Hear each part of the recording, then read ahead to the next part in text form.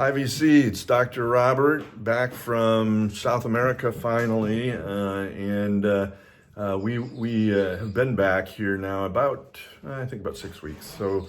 But there's just been a lot to catch up on here, and so I've been a little slow getting videos up. So I wanted to get back to that.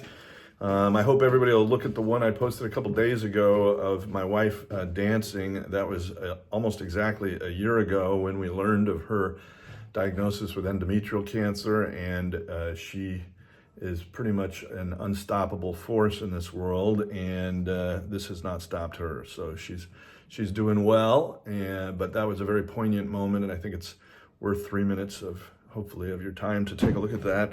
And as everybody says, like and subscribe.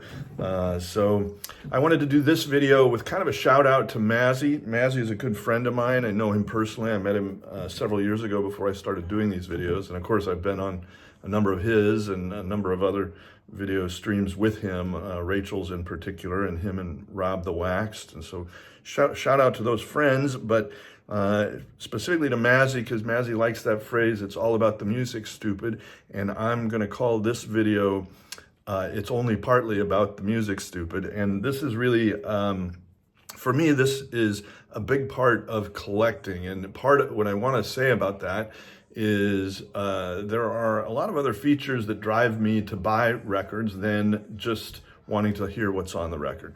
And I'm going to highlight some of those things in this video, and I'm going to use Carlos Santana and his group Santana as kind of an example from my own collection of how I approach these things and what draws me to want to buy a record. So with that, I'm going to start. One of the things about Santana is that he was and continues to be very popular, and so his records sell a lot of copies. And this is an original Columbia 2i label of his first record, self-titled Santana.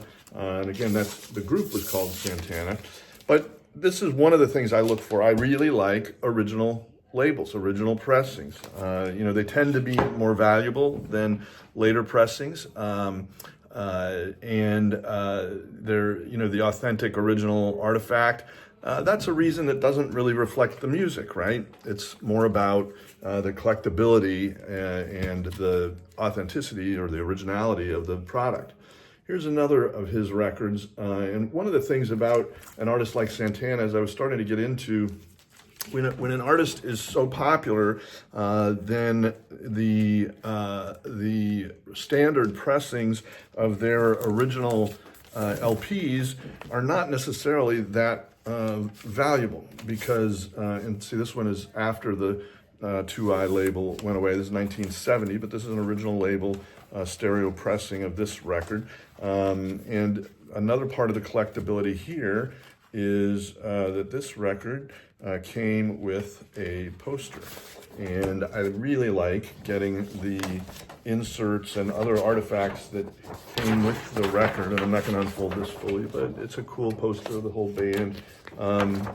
So that's another reason to buy a record, is to find it with the original inserts if there are any. So I was able to find that one with that.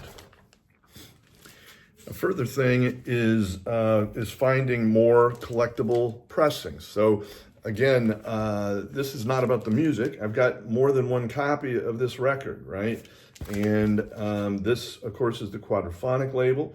I don't even have a quad system, unfortunately. I would love to, but quadraphonic sound failed in the marketplace, and the reason it failed, one of the reasons, I think, is because nobody could coalesce around one system. So there were several different types of quadraphonic pressings, and they all required different playback systems of stereos, or not stereos, but phonographic equipment to accommodate the unique quadraphonic sound. But the pressings can be played on a stereo turntable and still sound great, and they give a slightly different aspect of the music. So there is something about the music having different pressings, but there's also just the notion of, again, it's a rarer pressing and it's distinctly different, which to my mind qualifies me wanting to have more than one copy. And I've recently started purging my collection of duplicates when there's not enough significantly different. So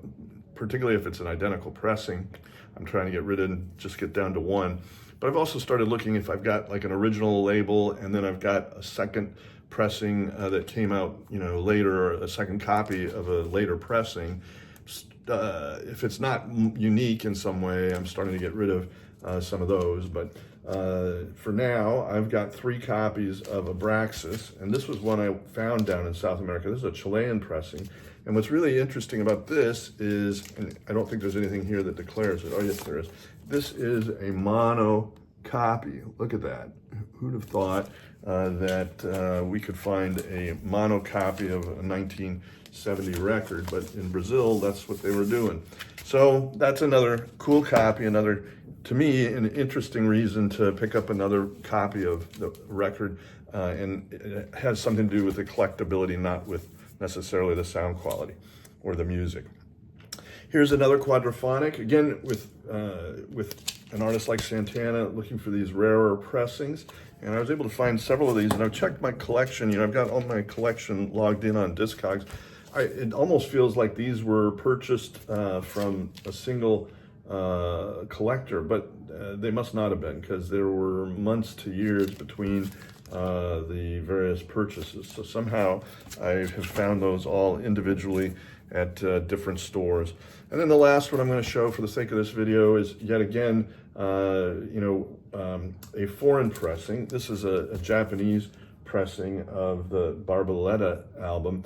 And, I guess you could say that the Brazilian, part of what makes that Brazilian pressing interesting to me is that it was foreign in Brazil, but in addition, it's mono. This is a stereo copy, but just finding a pressing that's different than the standard US pressing, to me, enhances the collectability of that record.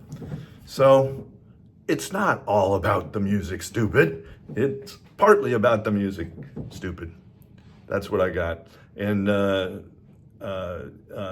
I can't wait to meet some of the vinyl community down in Austin. I'll be down there, and I know a number of my friends here from the West Coast are going to that as well. Mazzy included, and Rob, the Waxed included. And I have a feeling that there's going to be some video come out of that visit. Just a thought, just a guess. So until next time, the doctor is out.